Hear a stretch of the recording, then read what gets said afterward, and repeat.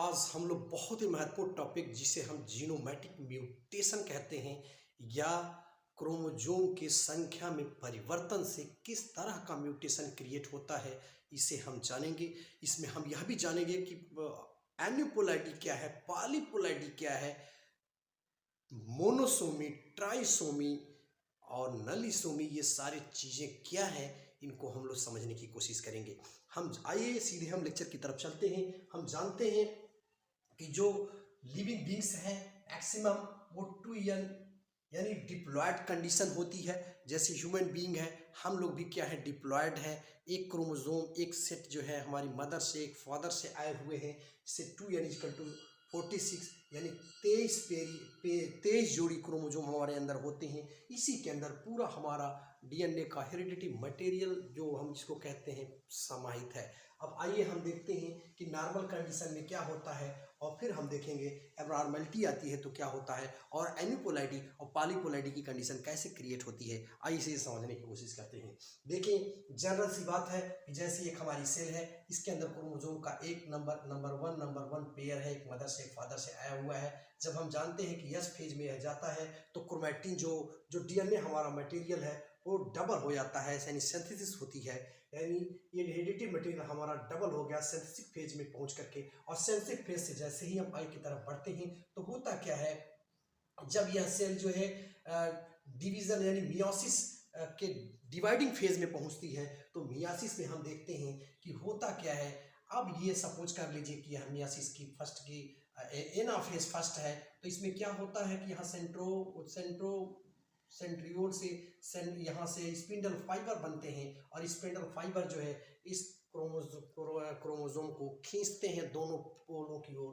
तो spindle fibre develop हो जाने से होता क्या है, नॉर्मल प्रोसेस, एक जो है हम देख रहे हैं कि एक क्रोमोजोम इसके अंदर आ जाता है, एक क्रोमोजोम यहाँ आ जाता है। तो एनाफेज फर्स्ट की कहानी है। फिर हम जानते हैं कि यहाँ से पुनः जो है एनाफेज सेकेंड स्टार्ट होती है मियासिस में, और ये एक क्रोमोजोम यहाँ आ गया, एक यहाँ आ गया, एक यहाँ आ गया, इसका यानी हैप्लॉइड कंडीशन यहाँ आ गई। इस तरह से नॉर्मल गैमेट का फॉर्मेशन होता है, यहाँ कोई प्रॉब्लम नहीं है। अब हम चलते हैं इस सेकंड केस को देखते हैं कि यहाँ क्या होता है। सेकंड केस में क्या हम देख रहे हैं, ये फर्स्ट केस में हमने देखा कि नॉर्मल सा गैमेट बना, इसमें कोई डिस्टरबेंस नहीं आया। एनाफेज फर्स्ट और एनाफेज सेकंड यानी मियासिस की ये दोनों प्रोसेस जो है स्मूथली चली है। अब हम चलते हैं इस दूसरे चित्र को देखते हैं। इसमें हम देख क्या रहे हैं कि यहाँ भी हमारा क्रोमोजोम का फर्स्ट है, यहाँ क्रोमोजोम फर्स्ट है। जब यह सेल जो है डिप्लॉयड है और सिंथेसिस फेज में जाती है तो हम जानते हैं कि यहाँ डीएनए मटेरियल जो है डबल हो जाता है, और डबल होगा तो होगा क्या। अब देखिए यहाँ प्रॉब्लम क्रिएट होती है एनाफेज फर्स्ट में ही मियासिस की अगर प्रॉब्लम क्रिएट होती है, मतलब ये है कि नॉन डिसजंक्शन होता है। होता क्या है, जनरल प्रोसेस में गैमेट जो है सिग्रीगेट कर जाते हैं, एक दूसरे से अलग हो जाते हैं। जब एनाफेज स्टेज आती है तो एनाफेज स्टेज में हुआ क्या कि यहाँ से हमारा ये स्पिंडल फाइबर बने और स्पिंडल फाइबर ने इसको पकड़ रखा, और ये यहाँ पे स्पिंडल फाइबर नहीं डेवलप हुए। इस वजह से क्या हुआ कि जब ये एनाफेज फर्स्ट आएगी तो ये होना चाहिए, एक इसके अंदर जाना चाहिए, एक इसके अंदर, लेकिन ऐसा नहीं हुआ। एक खींच करके, क्यों, इस स्पिंडल फाइबर इसके अंदर डेवलप थे, खींच करके इस गैमेट में आ गया और एक गैमेट जो है एम्प्टी रह गया। यानी इसके इन्फ्लुएंस में यह भी इधर ही आ गया, क्योंकि इसके ऊपर जो है स्पिंडल फाइबर नहीं लगे थे, इसलिए एक ही गैमेट में आ गया। यानी एनाफेज फर्स्ट की कहानी यहीं पे हम देख रहे हैं कि डिस्टरबेंस आ गई, यानी नॉट डिसजंक्शन की वजह से, यानी प्राइमरी डिसजंक्शन हो रहा है ये।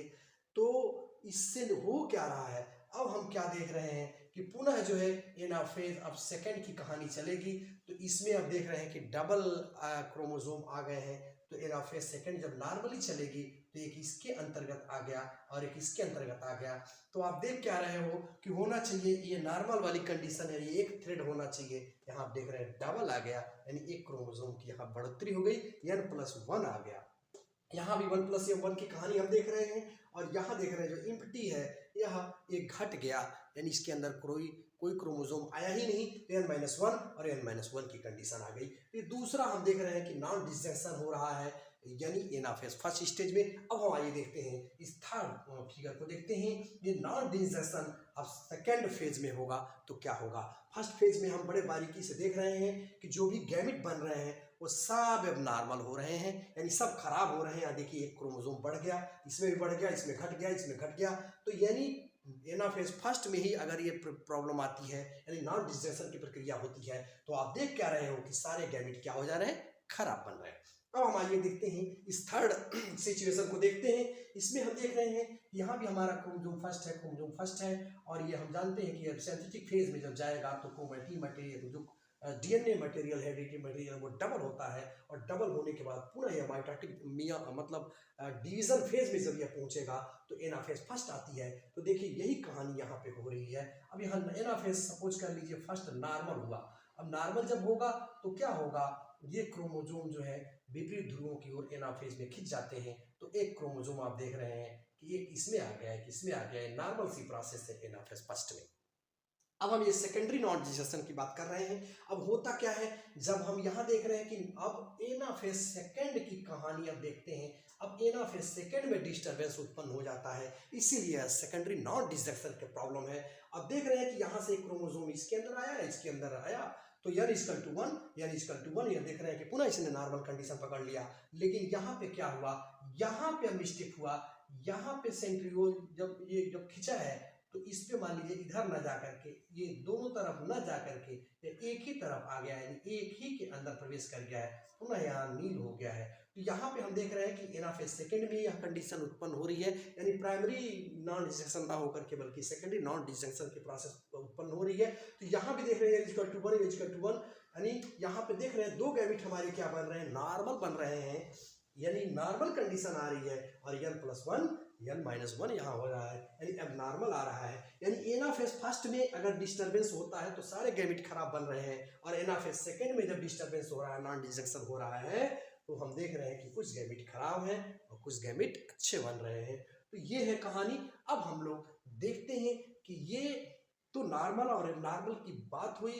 अब इनसे किस तरह से मोनोसोमी और ट्राइसोमी और नलीसोमी की कंडीशन उत्पन्न होती है, जब एक नॉर्मल गैमेट से इनका एबनॉर्मल गैमेट का फ्यूजन, और नॉर्मल से नॉर्मल फ्यूजन होगा तो कोई प्रॉब्लम ही नहीं है। जब नॉर्मल से एबनॉर्मल फ्यूजन होता है तो क्या होता है। अब देखिए इसी में हम लोग दो बातें पढ़ेंगे। हम जानते हैं कि अल्ट्रेशन इन क्रोमोसोम के नंबर में ही ये अल्ट्रेशन हो रहा है, यानी इसमें हम देख रहे हैं कि चेंजिंग आ रही है। तो यह चेंजिंग को हम दो तरह से हम लोग पढ़ने की कोशिश करेंगे। सबसे पहले हम देखते हैं 2n + x प्लस -x, यानी जो हमारा हैप्लॉइड जो डिप्लॉइड कंडीशन है उसके अंदर हम देख क्या रहे हैं कि एक क्रोमोसोम का, यानी इसमें हम देखेंगे कि क्रोमोसोम के नंबर में ये बढ़ जाए या घट जाए, या हम यह देखेंगे तो इसको हम कहते हैं एनयूपोलाइडी। एन का मतलब नहीं यहाँ पे, यूपोलाइडी मतलब ट्रू पोलाइडी की जो कंडीशन है, 2n की कंडीशन है, वो ना रह करके उसमें कोई एक चीज बढ़ जाए या घट जाए तो उसे हम एन्यूपोलाइडी कहते हैं। और इसको हम लोग देखते हैं कि एन्यूपोलाइडी कैसे ये गैमेट आपस में जब फ्यूज करते हैं नॉर्मल गैमेट से, तो एन्यूपोलाइडी की कंडीशन कैसे उत्पन्न होती है। फिर हम लोग बात करेंगे पॉलीपोलाइडी। आइए अब हम देखते हैं कि जो हमारा एक नॉर्मल गैमेट है जब एबनॉर्मल गैमेट से मिलता है तो किस तरह से ट्राइसोमी की और मोनोसोमी की कंडीशन बनती है। आइए देखते हैं। देखिए जैसे ये हमारा अभी हमने देखा कि एक क्रोमोसोम इसके अंदर बढ़ गया है, n+1 हो गया है, और इसके अंदर क्रोमोसोम इस गैमेट में नहीं गए हैं। तो अब एक नॉर्मल सा हमारा जो गैमेट है इसके अंदर एक क्रोमोसोम है, जब इसको फ्यूज करेगा तो हम क्या देख रहे हैं कि इसमें 3 क्रोमोसोम आ गए। तो अगर इसको हम इसको एक साथ ले लें तो हम क्या देख रहे हैं कि यह 2n तो हो गया, लेकिन एक इसमें एक्स्ट्रा जुड़ गया है, इसीलिए हम इसको 2n+1 कहेंगे, और इसी को हम कहते हैं ट्राइसोमी।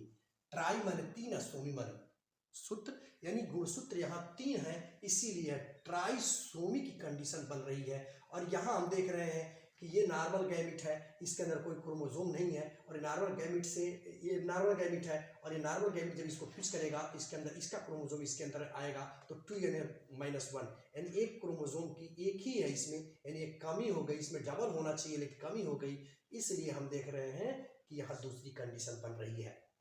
तो मोनोसोमी की कंडीशन बन रही है। तो आइए हम देखते हैं कि जो ट्राइसोमी बन रही है ये ट्राइसोमी में क्या हो रहा है। अगर हम n इक्वल टू 23 लें तो 23 दूनी 46, 23 दूनी 46 यानी 47। हम देख रहे हैं कि ये जो ट्राइसोमिक कंडीशन होती है इसमें 46 के बजाय इस इंसान के अंदर जो है गुणसूत्रों की संख्या 46 के बजाय 47 हो जाती है। अब हम इसे देखेंगे, यह 47 जो गुणसूत्र की संख्या होनी है वो किस तरह से दो तरह की चीज़ें ट्राइसोमी हमारी यानी 2n+1, यानी आपसे पूछता है कि 2n+1 की कंडीशन क्या है तो आप यही कहेंगे कि यह ट्राइसोमी की कंडीशन है। अब यह ट्राइसोमी की कंडीशन दो प्रकार की हो सकती है, ये सेक्स से लिंक्ड भी हो सकती है। आइए हम देखते हैं कि ट्राइसोमी की कंडीशन कैसे दो तरह की होती है और इसको हम ट्रिकली कैसे याद करेंगे यह भी हम बात करेंगे। तो देखिए ट्राइसोमी की कंडीशन दो तरह की होती है। पहली हमारी होती है एलोसोमिक, जब हमारे सेक्स क्रोमोसोम में परिवर्तन होता है यानी उसमें 47 46 के बजाय 47 गुणसूत्र आ जाते हैं तो उसे हम एलोसोमिक कहते हैं। जैसे इसका एग्जाम्पल क्लाइनफिल्टर सिंड्रोम, क्लाइनफिल्टर सिंड्रोम के बारे में हमने सेपरेटली वीडियो बनाया है, उसे आप जरूर देखें। क्लाइनफिल्टर सिंड्रोम होता क्या है, जैसे x और y, इसमें आप देख रहे हैं कि 2 x आ गए हैं और एक y, यानी x और y होना चाहिए। ट्राइसोमिक कंडीशन यहाँ भी उत्पन्न हो गई है, यानी 44 प्लस आप देख रहे हैं 45 46 यानी 3 हो गया है, 44 प्लस 3 यहाँ हो गया है।